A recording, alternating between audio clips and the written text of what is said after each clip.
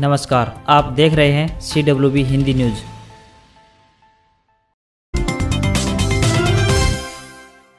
भाजपा कार्यालय की नींव की ईंट उखाड़ने में 60 किसानों पर केस दर्ज। रविवार को झज्जर में भाजपा कार्यालय के निर्माण का शिलान्यास भाजपा प्रदेश अध्यक्ष ओम प्रकाश धनखड़ ने किया था। बाद में कुछ ही घंटों में किसान कार्यालय स्थल पर पहुंचे थे और उन्होंने नींव की ईंटें उखाड़ दी थी, जिनमें से कुछ लोगों की पहचान हो चुकी है, लेकिन अभी तक कोई गिरफ्तारी नहीं हुई है। गौरतलब है कि रविवार को शहर के रेवाड़ी रोड पर भाजपा कार्यालय के निर्माण का शिलान्यास पार्टी प्रदेशाध्यक्ष ओम प्रकाश धनखड़ द्वारा सांसद डॉक्टर अरविंद शर्मा व पार्टी कार्यकर्ताओं की उपस्थिति में हवन यज्ञ का आयोजन कर किया गया था। सेना भर्ती अपडेट्स। महिला सेना पुलिस भर्ती के लिए पंजीकरण हुआ शुरू। भर्ती रैली के लिए ऑनलाइन पंजीकरण अनिवार्य है, जो आगामी 20 जुलाई तक खुला रहेगा। इस भर्ती के लिए 1 अक्टूबर 2000 से लेकर 1 अप्रैल 2004 के मध्य जन्मे अभ्यर्थी पात्र होंगे। यह भर्ती रैलियां अंबाला, लखनऊ, बेलगांव, पुणे व शिलोंग में आयोजित की जाएंगी। ऑनलाइन पंजीकरण में असुविधा होने पर अभ्यर्थी सेना भर्ती कार्यालय में संपर्क कर सकते हैं। मुख्यमंत्री मनोहर लाल ने सोमवार को कागज रहित पारदर्शी सरकार के प्रति अपनी प्रतिबद्धता को दोहराते हुए स्थानीय निकाय विभाग का विकास निधि पोर्टल लॉन्च किया। उनके साथ उप मुख्यमंत्री दुष्यंत चौटाला और स्थानीय शहरी निकाय मंत्री अनिल विज भी मौजूद रहे। छठे राज्य वित्त आयोग अध्यक्ष पी राघवेंद्र राव एवं नगर निगम आयुक्त भी वीडियो कॉन्फ्रेंसिंग के माध्यम से जुड़े। मुख्यमंत्री को अवगत कराया गया कि पोर्टल विकास गतिविधियों के लिए निधियों के समय पर उपयोग के साथ साथ स्थानीय निकायों के प्रतिबद्ध व्यय निगरानी तंत्र को और मजबूत करेगा। इसके अलावा पोर्टल से अंतिम उपयोगकर्ता तक विकास गतिविधियों के ओवरलैपिंग, स्थानीय निकायों की गैर पार्किंग, बैंक खातों में धन प्रवाह की ट्रैकिंग आदि सुविधाओं को जोड़ा जाएगा।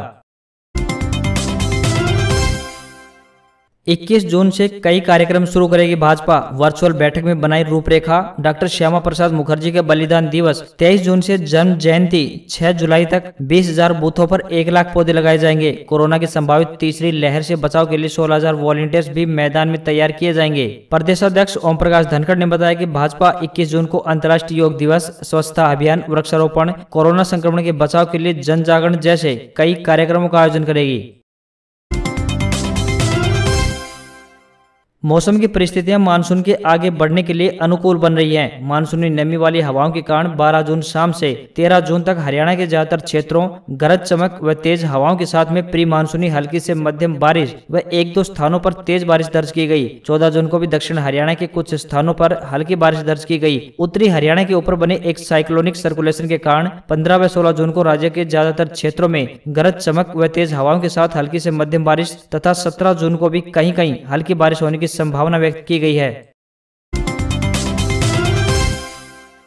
साथ ही कृषि वैज्ञानिकों ने मौसम संबंधी कुछ सलाह भी दी गई है, जो कि किसान भाइयों के लिए इस प्रकार से है। नरमा व कपास व सब्जियों के खेतों में आवश्यकता अनुसार जल निकासी का प्रबंध अवश्य करें। ग्वार या बाजरा व अन्य फसलों के लिए खेत तैयार कर उत्तम किस्मों के बीजों का प्रबंध करें। धान लगाने के लिए अच्छी तरह से खेत तैयार कर नमी संचित करें। यदि पानी उपलब्ध हो तो धान लगाना शुरू करें। यदि नर्सरी में पीलापन आए तो 0.5% जिंक सल्फेट, 0.5% फेरस सल्फेट व 2.5% यूरिया का घोल बनाकर छिड़काव करें। यह छिड़काव आवश्यकता अनुसार 4 से 5 दिनों के अंतराल पर दोहराएं। हरियाणा में कोरोना संक्रमण दम तोड़ने लगा है, परंतु संक्रमण से मरने वालों का आंकड़ा अभी भी चिंता बढ़ा रहा है। रविवार को कोरोना से 43 लोगों की मौत हुई थी, तो वहीं सोमवार को भी 40 लोग कोरोना से मर गए और 268 नए केस सामने आए। राहत की बात यह है कि सोमवार को 10 जिलों में 10 से भी कम केस मिले हैं। सोमवार को 812 लोग कोरोना को मात देकर ठीक भी हुए, जिसके बाद एक्टिव केस घटकर 4077 रह गए हैं और रिकवरी दर बढ़कर 98.29% पर पहुंच चुकी है। प्रदेश में अब तक कुल 9032 की मौत हो चुकी है। दिल्ली हरियाणा बॉर्डर पर अवैध रूप से बसाई गई खोरी की तकरीबन 10,000 झुग्गियों को आज प्रशासन द्वारा नेस्त नाबूद किया जाएगा। सर्वोच्च न्यायालय के आदेशों को तामील कराने के लिए प्रशासन ने हर तरह पर व हर स्तर पर पूरी तैयारी कर ली है। उधर अवैध रूप से बसे खोरी वासियों ने भी अपने आशियाने को बचाने के लिए एडी चोटी का जोर लगाया हुआ है। सोमवार को भी प्रशासन तोड़फोड़ की तैयारियों में लगा रहा तथा खोरी वासी शांति प्रस्ताव भेजते रहे। गौरतलब है कि करीब 20 वर्ष पूर्व राजदीप नामक भू माफियाओं ने हरियाणा दिल्ली बॉर्डर पर प्रहलादपुर के समीप सैकड़ों एकड़ भूमि पर भूखंड व अवैध रूप से कॉलोनी विकसित कर दी थी। बताया गया है कि भू माफियाओं ने 20-20 हजार रुपए लेकर खोरी में उत्तर प्रदेश व राजस्थान के अलावा मध्य प्रदेश से आए मजदूरों को यहां अवैध रूप से बसा दिया था। 7,000 करोड़ रुपए के निवेश से 31,000 लोगों को रोजगार देगी हरियाणा सरकार। उप मुख्यमंत्री दुष्यंत चौटाला ने बताया कि राज्य सरकार एरोस्पेस और डिफेंस इक्विपमेंट प्रोडक्शन के क्षेत्र में प्रदेश को उत्तर भारत में एक अग्रणी एमआरओ हब यानी maintenance, repair and overall hub बनाना चाहती है। इससे न केवल नागरिक विमान बल्कि रक्षा विमान लाभान्वित होंगे। यह हब बनने से सभी एयरलाइनों के लिए रखरखाव की लागत भी कम हो जाएगी। उन्होंने बताया कि अगले 5 वर्षों में राज्य सरकार का लक्ष्य है एरोस्पेस व डिफेंस इक्विपमेंट प्रोडक्शन सेक्टर में 7,000 करोड़ का निवेश कर प्रत्यक्ष एवं अप्रत्यक्ष रूप से करीब 31,000 युवाओं के लिए रोजगार के अवसर पैदा करना है।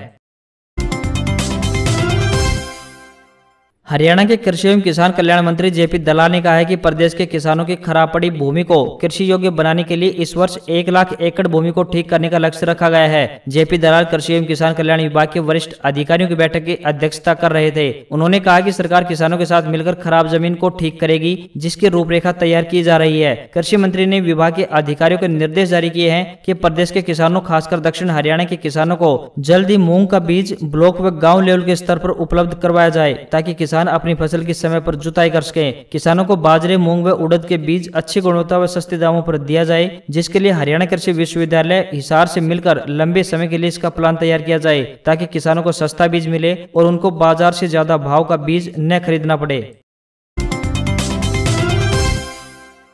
प्रधानमंत्री नरेंद्र मोदी ने सोमवार रात संयुक्त राष्ट्र की अहम मीटिंग को वर्चुअली संबोधित किया। बंजर होती जमीन और सूखे के हालात पर हुई इस मीटिंग में प्रधानमंत्री ने कहा कि भारत हमेशा धरती को मां का दर्जा दिया है। कम होती उपजाऊ भूमि और सूखा मानवता के लिए चिंता का कारण है। यह पूरी दुनिया के लिए खतरे का संकेत है। मोदी ने कहा कि जमीन का कम होता उपजाऊपन विकासशील देशों और दुनिया के लिए बड़ा खतरा है। मोदी ने कहा कि हमने कच्छ के रण में भूमि को उपजाऊ बनाने के लिए घास लगाने पर फोकस किया और इससे जमीन को बंजर और मरुस्थली बनने से रोका गया। यह प्राकृतिक तरीका काफी कारगर साबित हुआ।